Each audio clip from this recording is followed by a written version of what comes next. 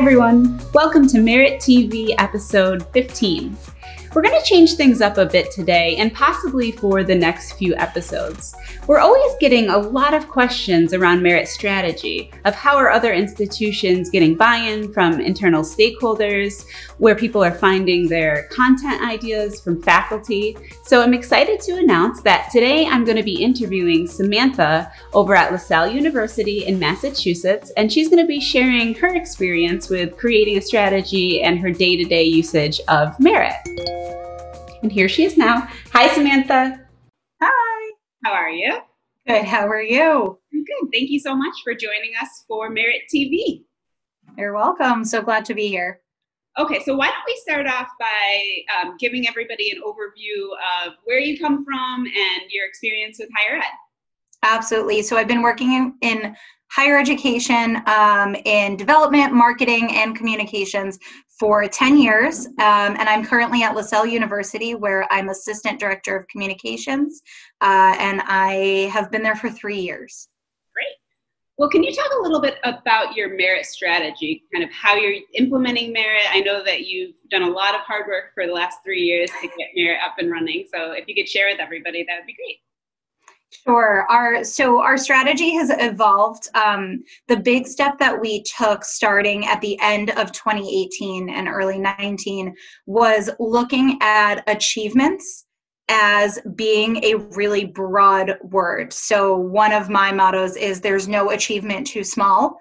And another is that every student should be seen. A lot of times what we noticed before adopting that strategy was a lot of the achievements we were getting were for juniors and seniors. So they were students who were already being seen in other places, or they were for our athletes who also do get attention outside of what we do on merit.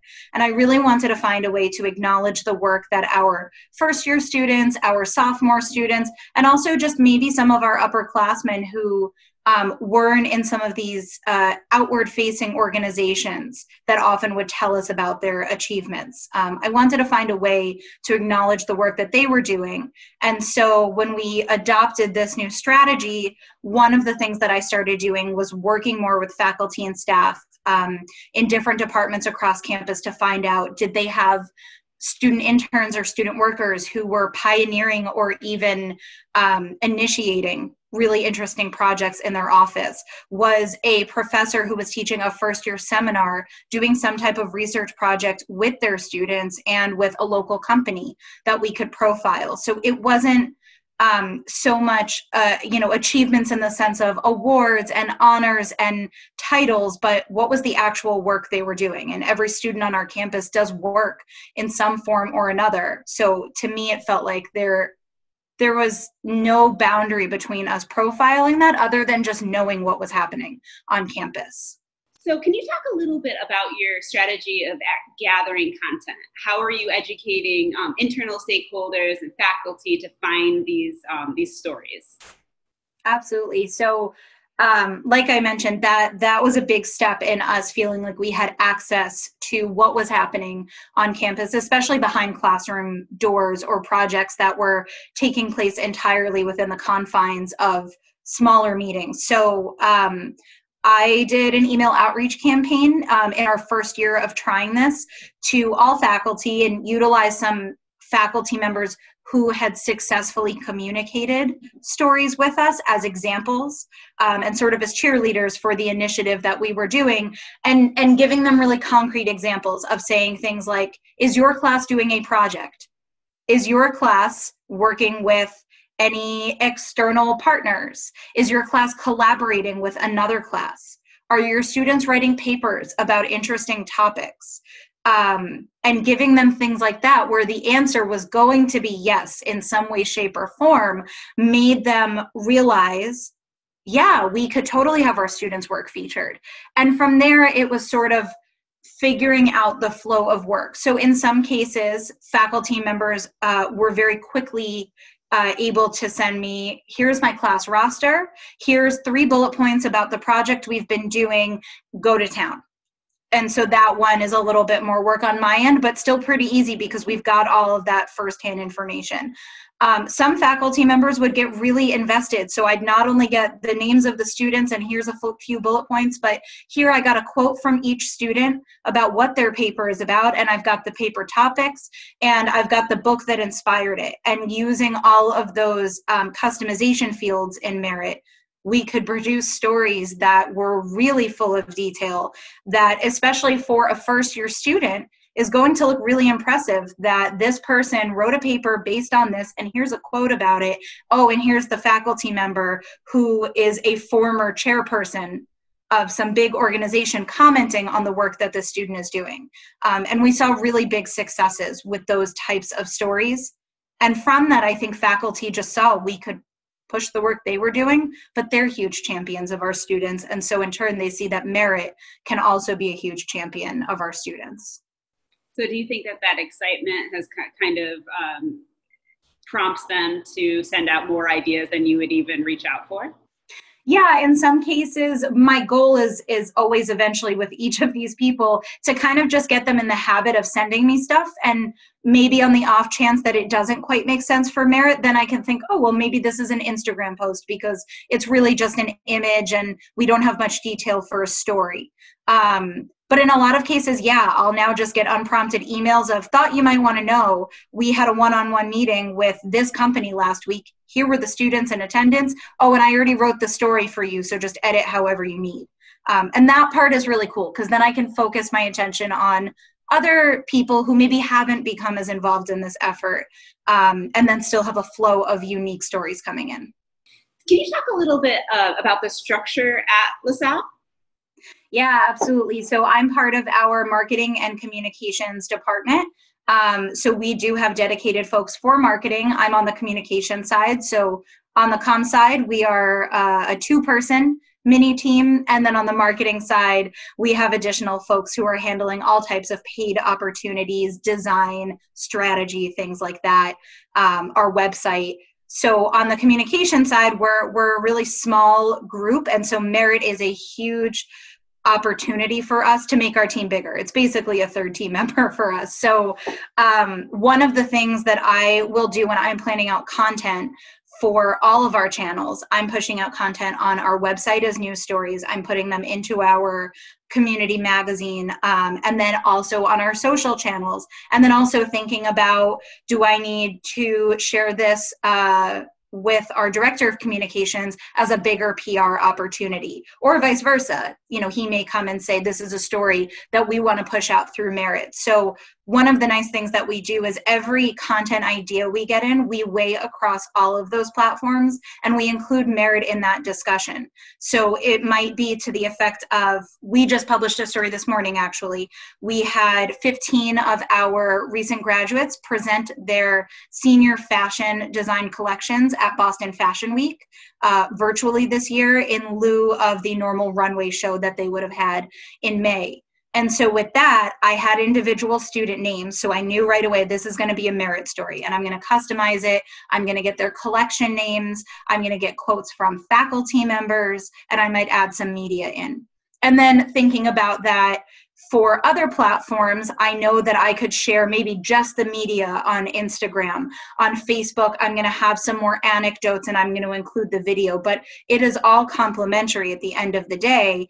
And then we have a news story on our website that if we do want people to get more information, they can click there. That's one of the lessons I've learned with Merit is you can write a pretty long story, but often I'll include as many personal details about those students as possible, and then direct reporters or parents or whomever is receiving this to go and click on the original story if they want to see more of the background information, because our goal is to get this out there, and people like short, quippy content.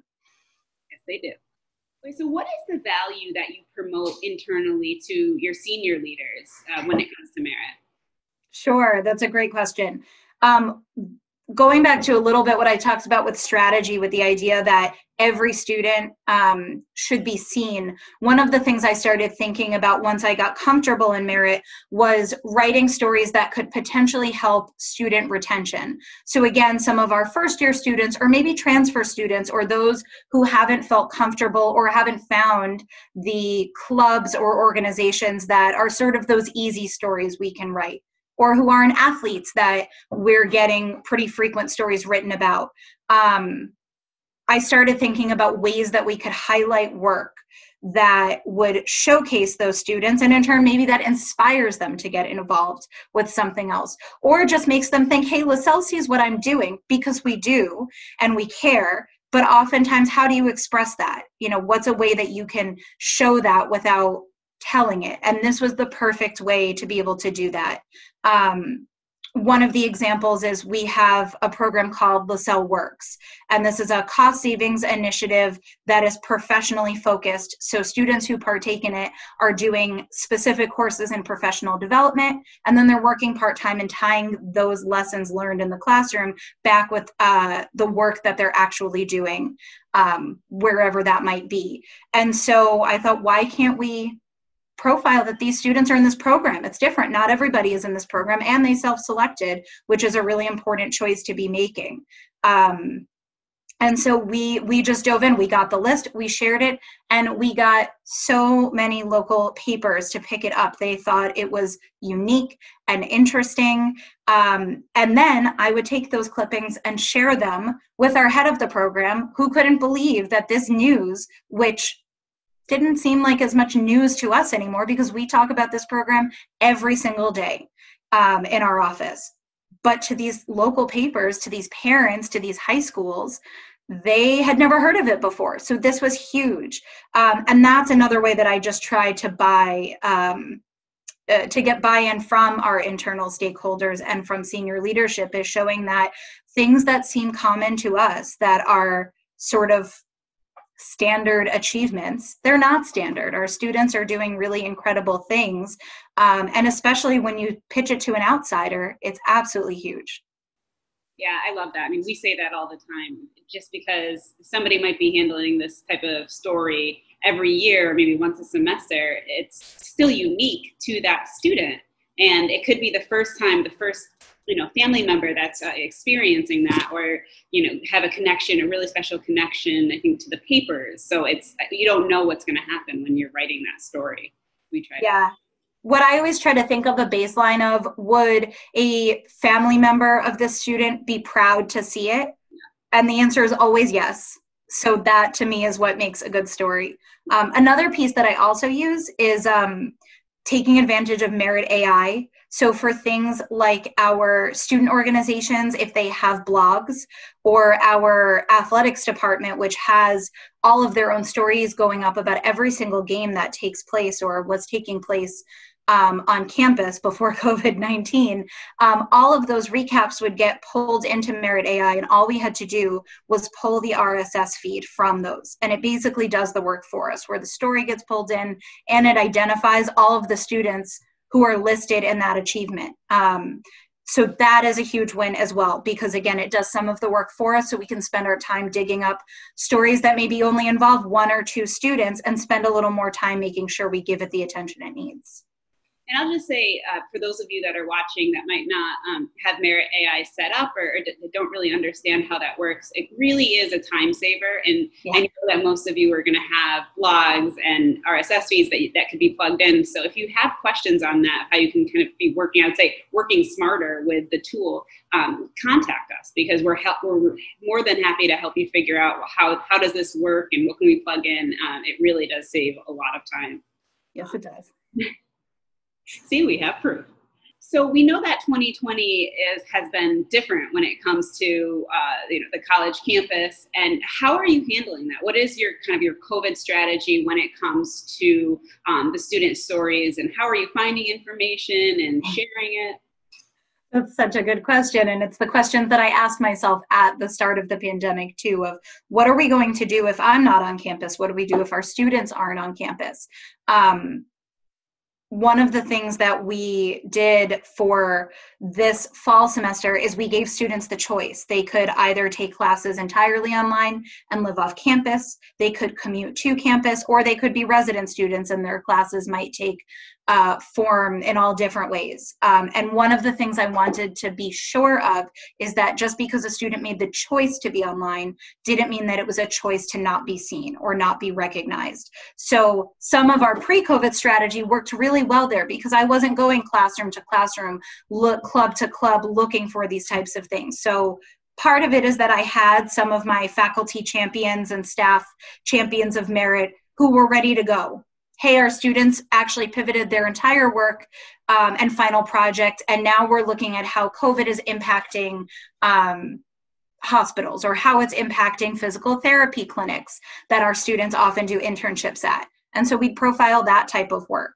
The other thing I did was also, again, try to get people to think bigger. So things that weren't necessarily things happening at Lasell, but they were inspired by our community. We had a bunch of students who, while at home last spring, got together with faculty members virtually to understand how to sew masks and other pieces of PPE properly using guidance from our fashion department. So making sure that it met standards, that the material was appropriate.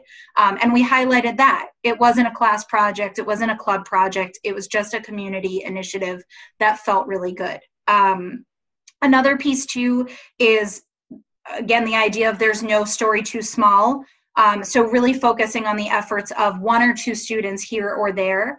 If I found out a student had a really interesting summer internship, that the work got a little bit flipped because of the pandemic, I would write a story about just that one student, and it would get picked up in 2 or 3 outlets. You know, July and January are our slowest news months in a quote typical year.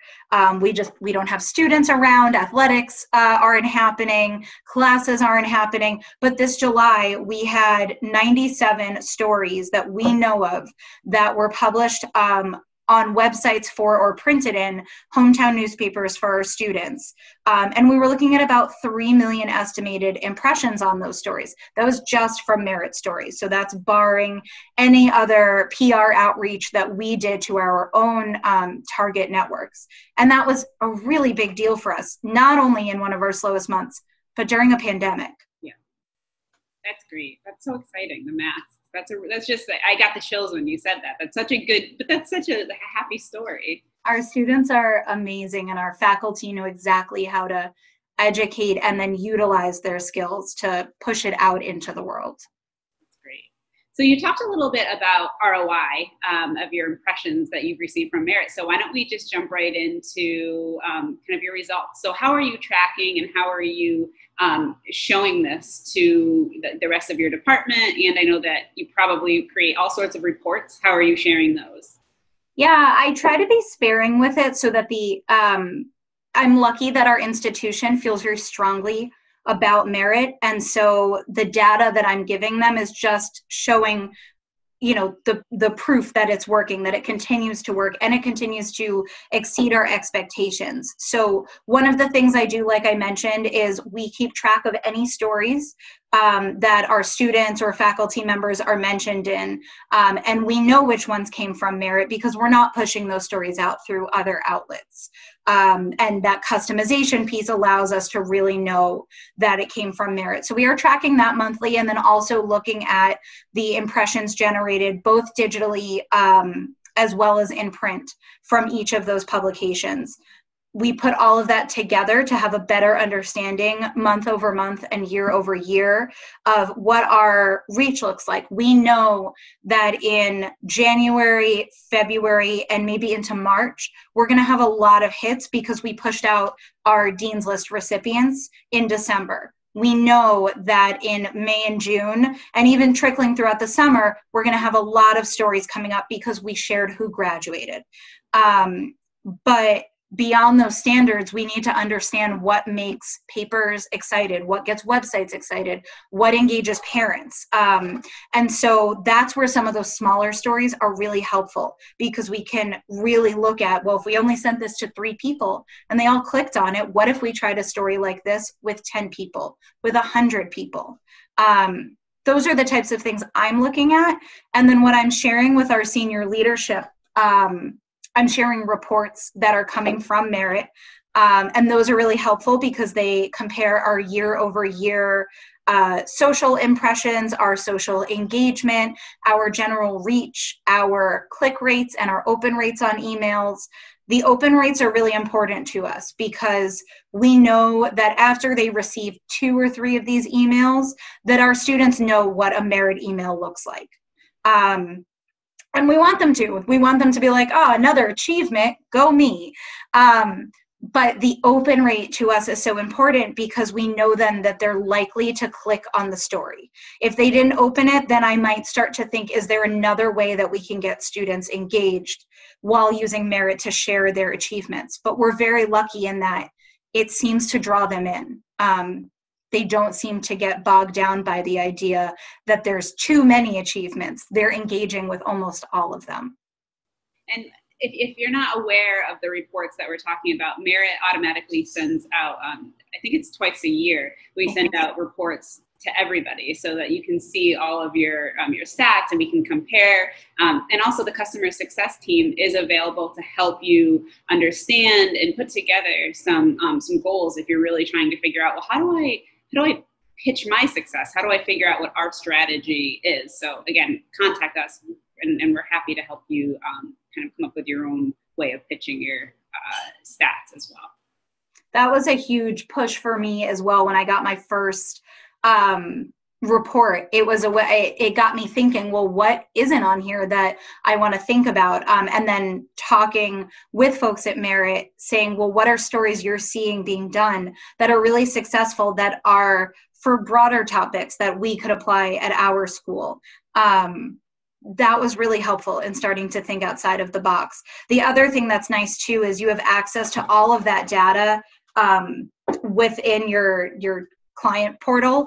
And so for me, I've been asked in the past, hey, could you tell me how many stories about the lacrosse team have we published in the last 2 years, and what was our engagement rate on that? Or what percentage of people on average opened those emails?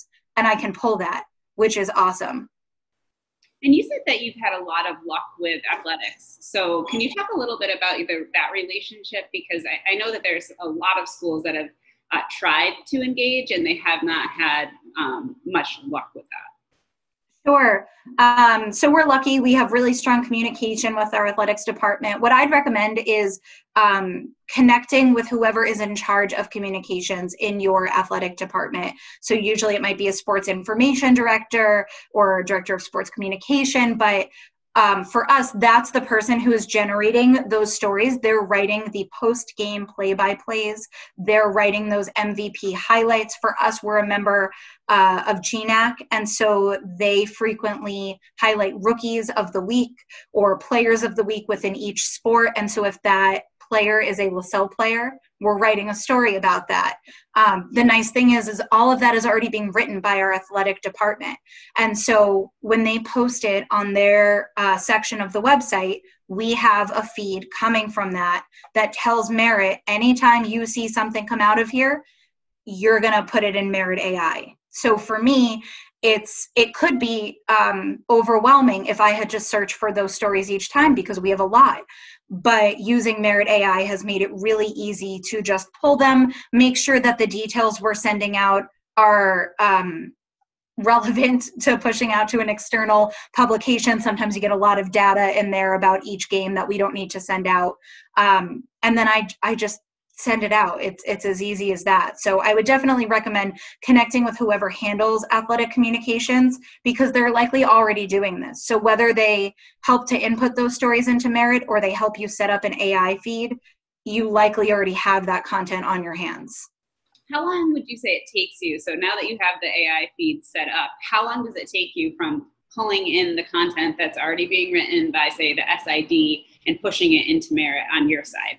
If most of those stories are averaging about 5 to 10 students that are mentioned in it, I would say on average, it takes me about 5 to 10 minutes I always double check and make sure. A lot of times our students prefer to be called by a nickname, like Sam instead of Samantha, or Cassie instead of Catherine or Cassandra. And so I always just make sure that we have the same number of students in the story as we have it pulling records for. Sometimes I've just got to tweak it because of those nicknames. And then I'll always just check too and make sure that, again, there's no like extraneous data that we don't need. That's pretty much the extent of the actual labor that I have to do to push these stories out. Otherwise, it's just I give it a quick proofread, but our SID is on top of that. So it's really just to make sure that I'm using my set of eyes appropriately and then hitting send. Even for stories where we're crafting all of the copy and I'm importing the list and, you know, we're looking at 100 students who received this Honor Society award. Even that is pretty quick. If you set up all of your pieces ahead of time, once you're actually in Merit, it's pretty quick work. So I find just the more that I can gather material ahead of time, knowing that I'm going to need student email addresses if I want to import a spreadsheet. If it's only 5 students, I might just manually type them in. Just getting used to what procedure works best for you is ultimately going to make everything go smoother and a little bit quicker so you can focus on more stories. So I know that you get pretty creative with your content. Would you mind maybe sharing with us some of your favorite student achievements that you've done throughout the years? Yeah, sure. We've done things like our students will go in non-COVID times on shoulder-to-shoulder programs where they're learning in the classroom at Lasell for about 4 months about a particular culture and economy to that location to engage and work there. So that's been a really great one where we can kind of highlight what they're doing, lots of pictures to go along with it. Another one we recently did is we have students who are Lasell Votes ambassadors. So they help to get students registered to vote. If they are out of state, help them complete forms to register and or make sure that they have access to their absentee ballots, and are hosting all kinds of different events to engage our community each year around Election Day. And so we were able to profile the work they did as a Merit story, and it's a really transferable kind of template where if you have environmental ambassadors on your campus, study abroad ambassadors on your campus, it's a really easy way to get out the work that they're doing, which often kind of takes place behind the scenes. Another one that's really great, we have students involved in DECA, which is a professional organization, and they placed at a business competition. So we were able to share what their presentations were and what they won or achieved, which was really nice. The other favorite of mine is what's now become a twice a year story that we push out. Twice a year, we have a symposium where students from all majors and all grade levels present work, often that has been done under the philosophy of connected learning, which is our educational philosophy at Lasell. So their work often involves working with real clients, real people, organizations, problems that are happening that they want to fix. We're talking about, 200 students on average are presenting or engaging in some type of presentation at each of our symposia. And then we get the names of all of those projects. We find out the class that they were involved in for that and turn that into a big story. It could simply be that we just share who was involved in it, but that specification is sometimes a really nice touch that gets their work recognized and could potentially even serve as a flag for a company to see and think we want people like that to work for us. Is this student looking for a job? So in that way, that has been a huge step for us to add it. And it's become just as important to us as publishing things like our Dean's List, our list of incoming students, our graduating students. Okay, so let's jump into our last question. What is some advice that you would have to new Merit users, or maybe even just some legacy clients that we have that are looking to figure out what their strategy is going forward? Sure. So I would say don't be afraid to ask questions. On average, I definitely email Merit more than most people probably do, but I get an answer right away, or I get a suggestion, and it just helps us get to the core of it, which is to promote our students and to share the achievements of our institution. So don't be afraid to ask questions. The platform is very intuitive, but sometimes what you're looking for just might not be where you think it is. So don't be afraid to reach out, is definitely my first suggestion.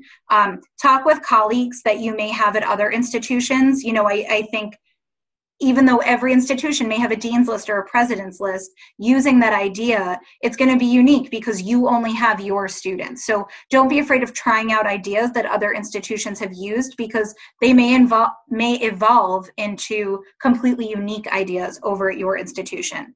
The last thing I would suggest, especially for legacy clients, utilize event calendars at your institution. For me, I have to approve every event that comes through our event calendar. So for me, there's a checklist in my head of, as I'm approving the event, is this something I'm going to want information on for Merit? If I see that it's a panel of 6 students who are going to speak externally somewhere, I know I'm going to want to get all of that information. But if you're not managing that, then you have one less step than I do, because you will just hop onto that calendar and only look for what speaks to you as a potential achievement.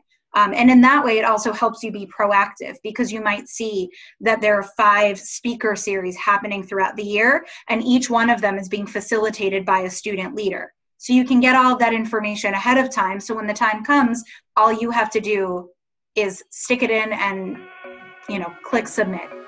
Thanks so much, Samantha. I hope you enjoyed today's interview. If you have any questions around strategy or Merit AI, please feel free to email csm@meritpages.com. Have a great night.